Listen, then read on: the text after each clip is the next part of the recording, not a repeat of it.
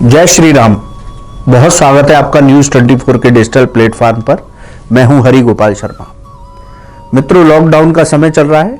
आप सब घर पे रहें, सुरक्षित रहें, यही हमारी कामना है। आप सभी रामानंद सागर का उत्तर रामायण सीरियल देख रहे हैं। उस सीरियल पर जो आप देख रहे हैं उस पर चर्चा करेंगे इस एपिसोड में।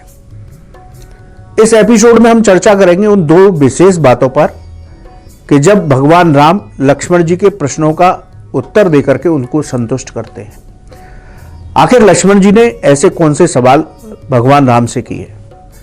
दूसरा, जब लवकुश का जन्म हुआ तब उस वक्त क्या एक दिव्य संयोग बना था। तो इन दो विषय पर चर्चा करेंगे।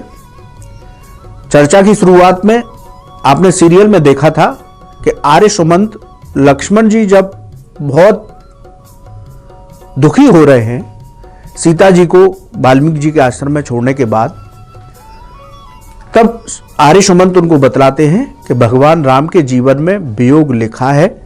इस बारे में दुर्वासा ऋषि ने दशरथ जी को भी बता दिया था। वो पूरी चर्चा के बारे में वृतांत सुनाते हैं कि एक बार गुरु वशिष्ठ के आश्रम में दुर्वासा जी आए। उनका दर्शन करने के लिए महाराज दशरथ भी वहां पहुंचे। दोपहर के समय चर्चा के साथ दशरथ जी ने दुर्वासा जी से प्रार्थना की कि मेरे पुत्रों का क्या भविष्य है, और उसमें सबसे ज्यादा प्रिय मुझे भगवान राम है। मेरा बेटा राम मुझे सबसे अत्यधिक प्रिय है, तो उसके जीवन के बारे में बताओ, उसकी संतानें कैसी होंगी उसके बारे में बताइए। दुर्वासा जी त्रिकाल दृष्टि से राम का भविष्य देखते हैं और कहते हैं कि इसके जीवन में कष्ट बहुत है, इसके जीवन में वैवाहिक सुख नहीं है। हालांकि भगवान राम जो है वो श्री हरि का अवतार है। दशरथ जी ऐसा सुनकर के दुखी हो जाते हैं। जब ये बात आर्य सुमंत लक्ष्मण जी को बता रहे होते हैं तो लक्ष्मण जी कहते हैं कि पिताश्री को सब कुछ पता था, आपको सब कुछ पता था, लेकिन इस अनहोनी को आप लोगों ने क्यों नहीं रोका। आर्य सुमंत उन्हें समझाते हैं कि जो होना है वो होकर ही रहेगा। मन में बड़े सवाल लेकर के लक्ष्मण जी राम के पास जाते हैं और राम की चरण सेवा करते हुए उनसे सवाल करते हैं कि मुझे आर्य सुमंत जी ने ऐसा ऐसा बतलाया है। वो भगवान राम से भी कहते हैं कि आप विष्णु जी के अवतार हैं। तो राम उत्तर देते हैं कि लक्ष्मण, हर व्यक्ति के अंदर परम ब्रह्म का अंश विद्यमान है।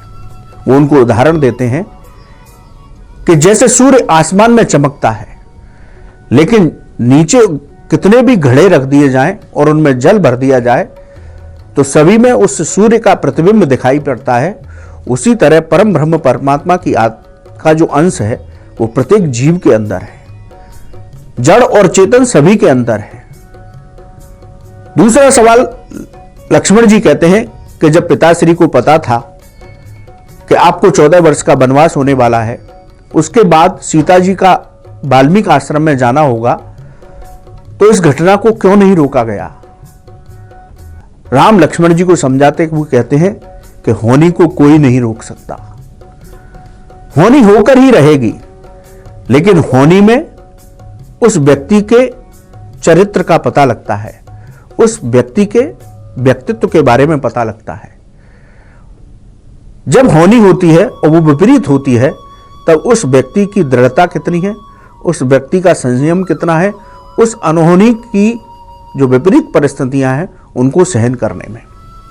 वो समझाते हुए कहते हैं कि पिता ने मुझे 14 वर्ष का वनवास दिया, वो जानते थे ये होना ही था, लेकिन पिता ने अपने धर्म का पालन किया, अपने वचनों को पालन किया।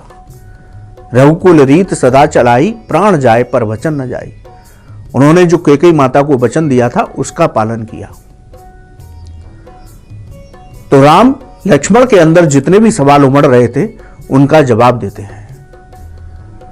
उधर शत्रुघ्न मथुरा नगरी के लिए निकलते हैं लवणासुर राक्षस का वध करने के लिए। च्यवन ऋषि श्री राम के पास आते हैं और लवणासुर के प्रकोप के बारे में बताते हैं, तब श्री राम शत्रुघ्न को उसका वध करने के लिए भेजते हैं। शत्रुघ्न जी जब मथुरा नगरी के लिए निकलते हैं तो वाल्मीकि जी के आश्रम में रुकते हैं। जब वो वाल्मीकि जी के आश्रम में पहुंचते हैं तो एक दिव्य संयोग है, उसी वक्त लव और कुश माँ सीता के भगवान राम के बच्चों का जन्म होता है। ये एक दिव्य संयोग है। वाल्मीकि ऋषि ने शत्रुघ्न को यह नहीं बताया कि तुम्हारी भाभी मां मेरे आश्रम में है और ये उन्हीं के बच्चे हैं, लेकिन इस दिव्य संयोग में जो बच्चों का पहला संस्कार होता है जात कर्म संस्कार, वो लवकुश का स्वयं शत्रुघ्न जी करते हैं, यानी कि उनके चाचा जी के हाथों से होता है। ये एक दिव्य संयोग है। जिस वक्त उनका जन्म हो रहा होता है तब उस आश्रम के चारों तरफ सूर्य पताकाएं यानी सूर्य वंश की पताकाएं फहरा रही होती हैं। तो इस दिव्य संयोग में वाल्मीकि जी उन पुत्रों का नामकरण संस्कार कहते हैं। वो एक दूर्वा को उठाते हैं और कहते हैं इस दूर्वा का, इस कुशा का जो अग्रभाग होता है वो कुश बोला जाता है और जो पीछे का भाग होता है वो लव कहलाता है। अग्रभाग से जो बड़ा बेटा है जिसका पहले जन्म हुआ है उसका नाम कुश रखते हैं और उस छोटे वाले बच्चे का नाम लव रखते हैं। शत्रुघ्न जी को यह पता ही नहीं लगा पाते, वो ये पता ही नहीं चलता है। हालांकि सीता मां ने देख लिया था कि शत्रुघ्न भैया आश्रम में रुके हैं और मेरे पुत्रों का संस्कार उन्होंने किया है। वो प्रसन्न होती हैं, उनको आशीर्वाद भी देती हैं। वहां से आपने देखा कि शत्रुघ्न जी मथुरा नगरी के लिए निकलते हैं लवणासुर का वध करने के लिए। लवणासुर के पास भगवान शिव का एक त्रिशूल है। उस त्रिशूल का ये वरदान उसको प्राप्त है कि वो उस त्रिशूल को जिस पर चलाएगा वो निश्चित ही मारा जाएगा और वो त्रिशूल उसको मार करके वापस आ जाएगा। उसी त्रिशूल के प्रताप के बस में लवणासुर ने जितने भी आचार्य हैं, जितने भी यज्ञशाला हैं, उनका विध्वंस कर रखा है। भगवान राम लवणासुर को मारने के लिए शत्रुघ्न को भगवान विष्णु का एक विशेष बाण देते हैं कि तुम जरूरत पड़ने पर इस बाण का संधान उस पर करना, जिससे उसकी मृत्यु हो जाएगी। तो अब आगे देखेंगे कि किस तरह शत्रुघ्न जी और लवणासुर के बीच युद्ध होगा और उस अमोघ बाण का प्रयोग करके शत्रुघ्न जी लवणासुर का वध कर देंगे और मथुरा नगरी पर राज स्थापित करेंगे। 12 वर्ष तक वो उस मथुरा नगरी का संचालन करेंगे, उसको सुव्यवस्थित करेंगे। तो आप उत्तर रामायण के सीरियल को देखते रहिए। यदि आपके मन में उस सीरियल को लेकर के कोई प्रश्न है, जिज्ञासा है, तो आप कमेंट बॉक्स में लिखें, हम धर्मानुसार उसका जवाब देंगे। लॉकडाउन पीरियड चल रहा है, आप स्वस्थ रहें, घर पर रहें, यही हमारी कामना है। जय श्री राम।